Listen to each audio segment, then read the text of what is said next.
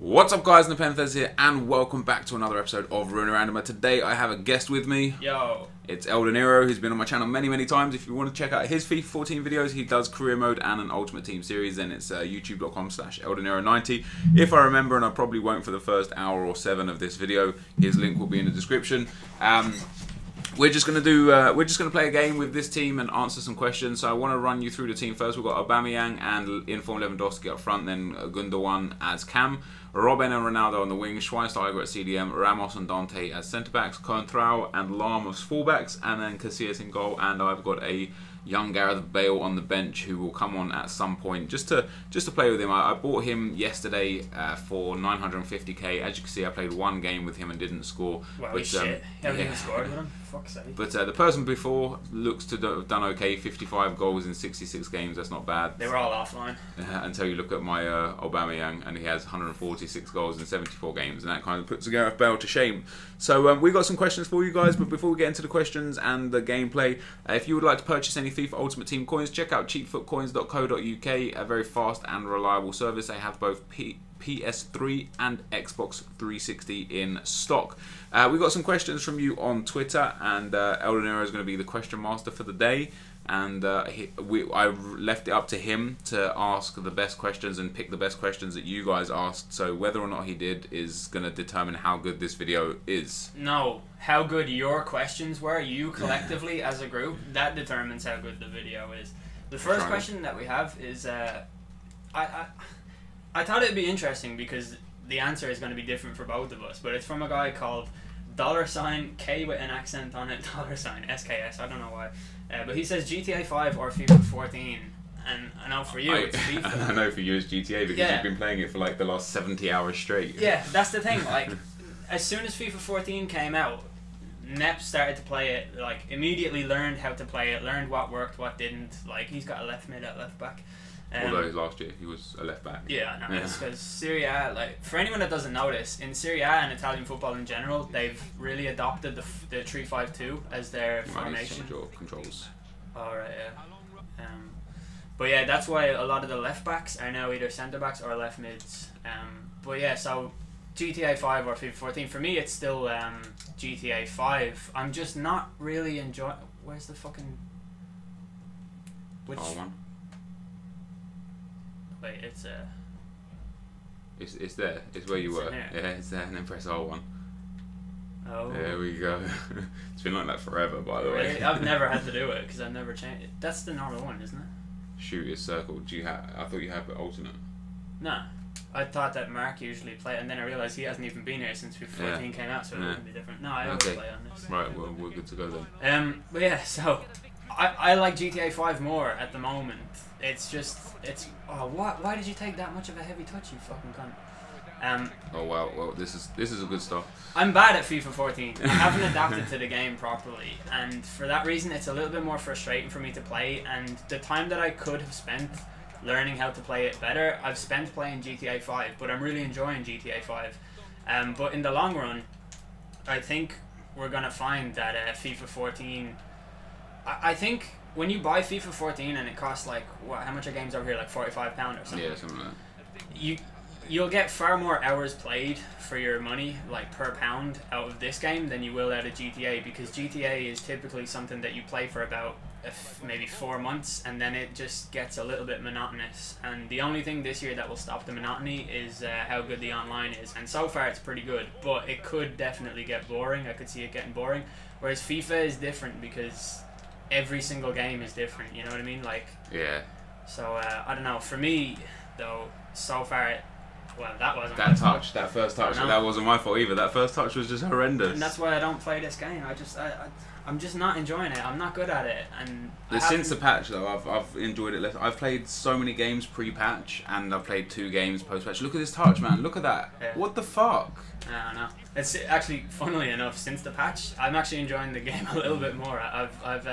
Since the patch, I've played about 8 games, and I've only lost 1 of them, and I've only drawn 1, and the rest were victories. So, for me, that's pretty good. But post-patch, pre-patch rather, I was fucking awful. Like, I had almost more losses than wins on my record, which is something I've never had on a FIFA game. Even when I was just the most casual FIFA player going. Did you see that first touch as well? What's that all about? This game's broken. Don't worry about it. Alright, so it's going to be the game's fault. I learned that you like. So that's actually a pretty decent player though. Oh wow! Oh that's my god. bullshit. That's just such bullshit. So we're 2-0 down, guys. This is largely El Dinero's fault. As you can see, since I've been playing with him, I'm going to be like in. Our FIFA 13 record was pretty bad, wasn't it? We lost a lot of games. Yeah. Well, I think we did all right when we concentrated, but we.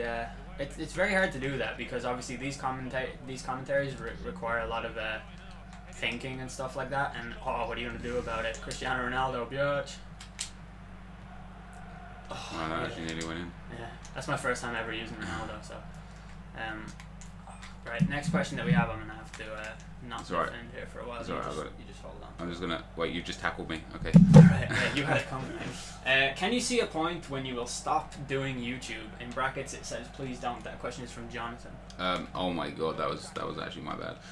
I don't personally think I will stop anytime soon. I love playing video games. I like talking to the subscribers.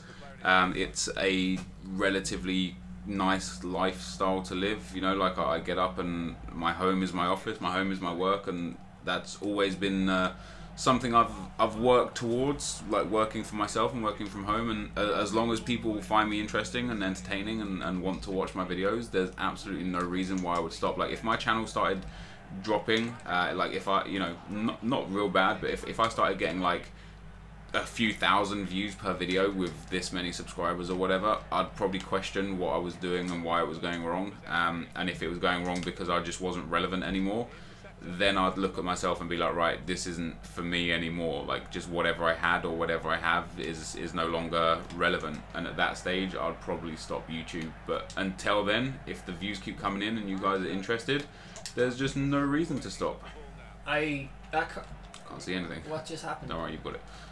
For me, it's like I've been asking myself this a lot lately, and I saw like a few people who do FIFA videos have actually like quit in the last few days and stuff, and I won't name any names or whatever, but it's crossed my mind like to just stop doing it, but I have like a level of I don't know how pretentious this is going to sound, but I have like a connection with a lot of people, and a lot of people really like certain videos that I do and stuff like that, and I get so many positive messages and stuff that I think even if I was at like a really low point in terms of confidence and motivation and all of those things that are required to make a good YouTube channel, even if I stopped, I'd still come back for the odd video every now and then, like, and I'd still stay in touch with a lot of people and stuff. Like, I don't think it's something I would be able to just stop doing because I'm so embedded in it now. And oh my god, keeper. Oh wow, he's missed it. Wow, okay. Wait, yeah, you know what I mean? Like, it's, yeah. I don't think you can just stop once you've developed this much of a connection with it and an affinity with it, and it's...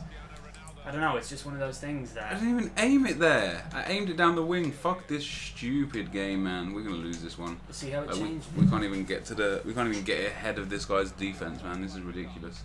Yeah, it's hard. And I just passed him the ball. Right. And now he's thrown goal. And now he scored. Oh wow, he saved He actually hasn't. He's missed some real gilt-edged chances here. You just go on a skill run and I'll read the next question. You've got the ball. For some reason this game didn't want me to continue that skill run. Why always me? This question is from Callum, and he says, is it better to do a job you like for low pay or a job you dislike for high pay? So we screened this question before, and I thought a little bit about the answer. And like for me, there's an argument for both, because the economy today is such that just having a job is a privilege to many people. Yeah. So anything.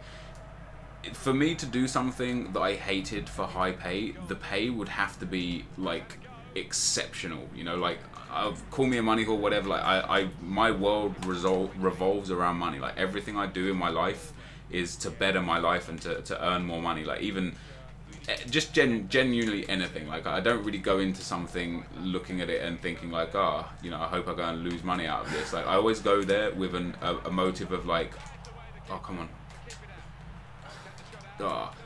you know, that like in terms of business anyway, there's always a motive. You know, there's always a, you know, how can I make money out of this? Can I make money out of this? And how much money can I make out of this? So in that sense, money is important to me, it makes the world go round. So, you know, I look at the lifestyle of the rich and famous, and I'm like, yeah, I want that. Like, you know, that looks pretty interesting. So in that sense, like, would I do something I hated for a lot of money? Hell yeah. But which is better? If you can afford like your life and by doing something you love, then always choose what you love. But if you're putting yourself under financial stress doing something you love, or like, you know, you're not making ends meet or whatever, then don't do something. Oh my god, please not again. Then don't do what you love. Do what you need to do to survive.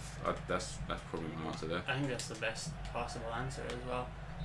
I think it's such a shame though that what you said about money beforehand is going to be misconstrued by so many people who are going to be like, oh my god, this, like, you're only did this for the money and stuff. But I'm only in anything for the money. Like, when I know, but I remember one time somebody said to you, this always stuck in my mind. Someone said to you, Nep, be honest, how many videos have you made just for the views? And you replied, I make every video for the views. I've never uploaded a video and thought, oh well, I hope no one watches this.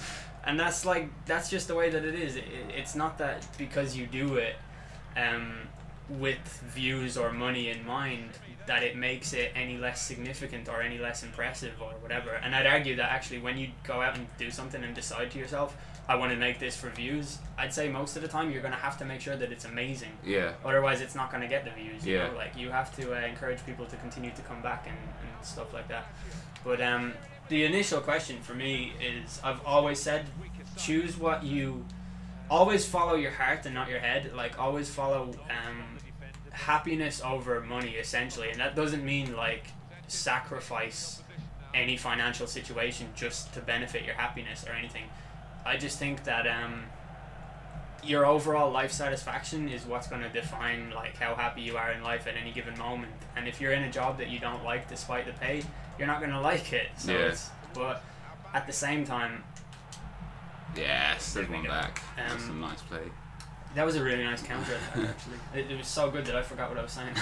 But yeah, at the same time, like, what you said about the economy is so true. Like, you have to look after your own interests ahead of certain things now, and especially if you're responsible for, like, other people's well-being. That's a position I've never been in, like, being responsible for other people and having to provide for other people and stuff. So in a lot of instances you have to go for a job that pays well but you don't really like it, and that's kind of part of, it's something that's drilled into you in school, isn't it? It's like, oh well, you could make a lot of money from this job, but it's never really, well, what job would you enjoy doing or anything like that. And in going back to the whole like this, my comment there being misconstrued as, oh, you're a money or whatever, like, any business I've ever worked in, I've always strived to make more money with it. Like, for my pub business, like, my family now owns 2 pubs in central London, and I never open the doors and sit there and think, like, I hope we have exactly the same amount of customers as yesterday. I always open the doors and think, like, I hope we're busier today than we were yesterday. I hope we make more money this week or this month or this year than last week, last month or last year. Like, everything I do is to make the business better so that I can have a better lifestyle and you know, live in comfort. And that YouTube is no different from that these days. YouTube has become such a kind of a corporate business. Oh wow, that is a terrible cross. what? Yeah, YouTube is such a corporate business now that it is more, like, it genuinely is more about the money these days for people starting than for the love of that is doing very YouTube. true. That being said, when I started YouTube, there was no such thing as the partnership program. Like, you couldn't become a partner on YouTube when I started, just to kind of hopefully show that I didn't start this for the money. I'm just thankful that the money's there. And I remember when I started doing YouTube videos and stuff, and you told me that you had been partnered with Machinima. oh my god. Yeah, that's disgraceful. And you said that you said you were partnered with Machinima, and then you said something about a contract, and I was like, wait, you've got a contract with them for what? Like, to make sure you upload videos? And then you were like, oh, just something to do with payment or whatever. And I was like, you can get paid for this? Like, I just couldn't believe that people got paid for it. But it made a lot of sense, like, considering how people do it, like, you know, quote, oh, fucking hell, how people do it full time and all. But yeah, I remember just being completely baffled that people got paid to do it. How is this guy scoring so many goals? The game's stupid. Next question. You're ruining my record. What are you gonna do about it? I told you this. I warned you of this. I opted not to play. You said that I should play. I didn't think we'd lose. Really? It's the first round of the cup. Right, next question is from a guy called Callies or something like that, and he says, what is the best way to get good service in a bar? This is something I'd actually like to know as well, because I visit a lot of bars, so it would be good to hear your perspective of it, having worked behind the bar for as long as you have. Just good service. Yeah, like, say, like... I mean, like, being attractive is always a great way to I knew get that good was gonna be service. one, like, but whenever I try and show off my cleavage, it doesn't work. They never really... So I'm a fan of X Factor in the early stages, right? And once it gets past those early stages, I'm just not a fan anymore. And you know when you watch X Factor, I know you've watched it, right? You've watched those early stages.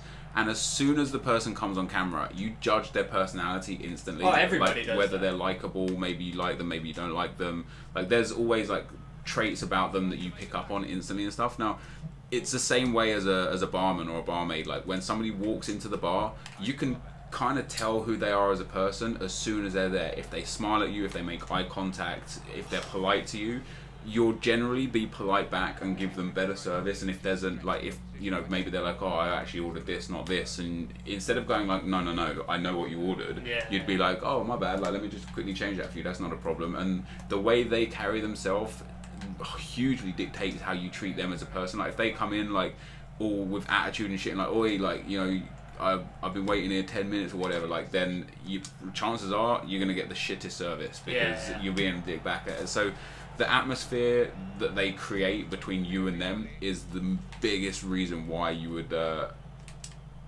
treat them good or bad, I guess.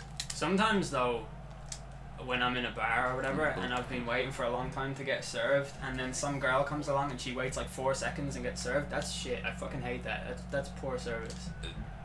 It's because I don't know if necessarily if it's poor service. It's just it's human nature, isn't it? To a degree, but when you prioritize people over traits that you're not really fully aware of yet, you know, like, oh, she looks hot, I'll serve her next, like, that's kind of... But to be fair though, like, it's sometimes impossible to know who was there first. Yeah, I imagine but so. Like, being a barman for as long as I was a barman for, you can always gauge who's been there a while and who's new there. Like, if I'm so, like, when my pub was as busy as it was, I would actually serve like 2 or 3 customers at the same time. Yeah. And they'd, like, if somebody new came to the bar, I'd speak to them and say, hey, how you doing? I'll be with you in a minute. And it kind of gives them like this sense of, oh, I don't mind waiting. Like, you know, he knows I'm there. After me. Yeah, and even if I serve somebody else who wasn't there before them, I'll still take their order as well. Like, if they've been waiting there for a long time and they're like, hey, I was before. I'd never, that ball, by the way? it was good. I'd never let it get to that stage. I'd see them, I'd see somebody else, and I'd probably get their both ordered at the same time. I'd be like, hey, what do you need? And they'd be like, blah, blah, blah, blah, blah. And I'd be like, what do you need? And they'd be like, blah, blah, blah, no problem. And then they're both getting served. And they're sitting there looking at each other like, how is he doing this? He's a barman. He has no right to know anything other than 1 + 1 is 3. I remember once when I was in your pub, like, remember when you had the cellar thing? And you had it set up like for gaming and all. Yeah. And I was going upstairs I think I was going across the Burger King or something, but I walked out of the cellar and I was behind the counter obviously, and this dude, like, as I walked past him, he stuck his whole body out, like, with his money and all, and I was like, I can tell he's been there for a while, because he was determined to get some service, but I was just like, nah mate, unlucky. That doesn't necessarily mean someone's been there for a while. Like, some people like that are just... impatient. Yeah, they are. Like, one guy, I think I told this in a Ruin Animal once, one guy came into the bar and he was like, he just came stormed up to the bar, put his money across the bar, and I, like, he was just holding it, like, he's putting his hand, you guys at home can't see, but I'm holding my arm out right now. Just imagine a person holding their arm out. But he was like, he was leaning over the bar and had his hand like in the service area holding his money, and it was so busy. So I just said to him, like, what do you want? Like, are you giving me a £10 tip? Like, get, you know, basically like motioning to him, get your fucking hand out of my fucking bar. Yeah. And he was like, and he took his hand back and he turned to his friends and he started like taking the piss out of me. Like, he started mocking me to his friends, like, oh, who does he think he is, the boss or something? And it's funny because I am the boss, like, yeah. But because I was so young at the time, I must have been like 21, 22 at the time, and he kept mocking me with his friends, and so I just simply turned to him and said, you pushed your way to the bar, you was rude to me, I'm now not serving you. And he went nuts, like, he started screaming and shouting, he started threatening to burn my pub down and all this sort of nonsense. And so I went around the other side of the bar to kick him out. You know, I'm not too scared to get in people's faces if they're being dickheads. And I went around there, and he kind of like took his jacket off and stood there as if to say like, we're gonna do this. And because my pub is a huge kind of community pub, like most, well, I'd say maybe at least half, maybe 2/3 of the customers that go there are regulars. This like a cove of regulars formed around this guy, and they all just started looking at him as if saying like, get out, like you've got no chance here, like if you lay one finger on him you're gonna get killed. So he's like, he got his friends and they started leaving. He's like, I'm gonna burn your pub down, I'm gonna burn your pub down. Fortunately the pub's still standing, so that would have been really inconspicuous if he did. Like, you would have no idea who burned it down, would you? Wow, I had no idea it was that guy. Anyway guys, we lost this game 4-2. We're sorry. Yeah, we're sorry. We did. Look at that guy's passing, 67%. That happens. This is what I'm saying, man. Every single game this happens. Like, the amount of possession and pass accuracy, where it used to determine who was more likely to be the winner, now determines fuck all. And it's all about how many fucking... But so this is the end of the video. As I said before, if you want to check out Odinero, his link will be in the description. If you wouldn't mind leaving a like on the video, that'd be absolutely awesome. I'm gonna just show you my record now because it's tainted. That's the first game I've lost in about 20. Thanks, Will. My record is now 120, 10, and 26. It was 26 before. No, it was 25. Was it? 26 is not a good look. No, because it's... Oh, well, it's your favourite number. So. It is my favourite number. What is that? But yeah, we're gonna go. So thanks for watching, and I'll see you next time. Peace. Cheers. Cheers. He said cheers. No, I didn't.